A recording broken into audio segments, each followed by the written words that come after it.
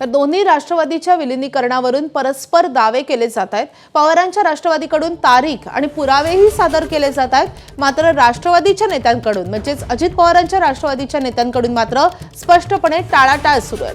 12 तारखेला विलीनीकरण जाहीर होणार होता असा दावा, असं मोठं विधान केलेलं आहे शरद पवारांनी। 17 तारखेची बैठक हा पुरावा असल्याचं शशिकांत शिंदे यांनी म्हटलंय।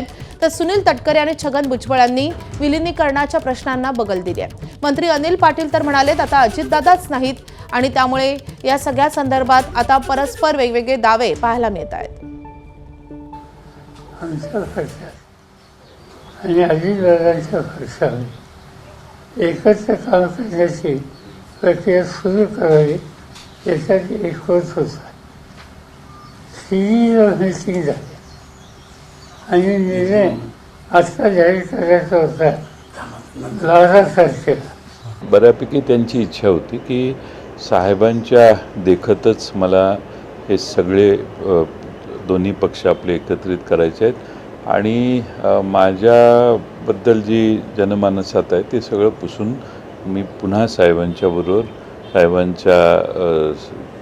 पक्षाबरोबर एकत्रित यायला तयार आहे। एक तर हा व्हिडिओ आपल्या समोर आलेला आहे, त्यामध्ये अजितदादांच्या बैठका झाल्या का नाही झाल्या याचं सत्यता आपल्या समोर आलेलं आहे। चला ठीक आहे, नसेल झाल्या मग राज्यामध्ये आम्ही घड्याळावर कशाला लढतोय? चर्चा झाल्याशिवाय लढतोय? नाही, मला या विषयावरती आता काही बोलायचं नाही आहे। आज विधिमंडळ पक्षाची बैठक आहे, आम्ही सगळ्यांनी बसू आणि मग या विषयावरती नंतर आम्हाला बोलता येईल। आणि सगळ्यात मोठं महत्त्वाचं पद आज राष्ट्रवादी काँग्रेस पक्षाकडे जर कुठलं असेल तर ते महाराष्ट्राचं उपमुख्यमंत्री पद। त्यामुळे ते पहिल्यांदा जे आहे त्यात तिथं योग्य रीतीनं जे आहे सुनेत्राताईंना ती सूत्र त्यांच्या हातात देणं, नंतर ते ठरवतील पुढे काय काय करायचं ते। दोन्ही पक्ष विलीनीकरण व्हायचं असेल याच्याविषयी संपूर्ण कल्पना जी असेल ती आता अनुत्तरित राहिलेली आहे। कारण ह्या सगळ्या गोष्टींची कल्पना दादांना किंवा पवार साहेबांनी जे काही नेतृत्व दिलं असेल, नेत्यांना सांगितलं असेल, त्यांच्या दोघांमध्ये असलेली ती चर्चा।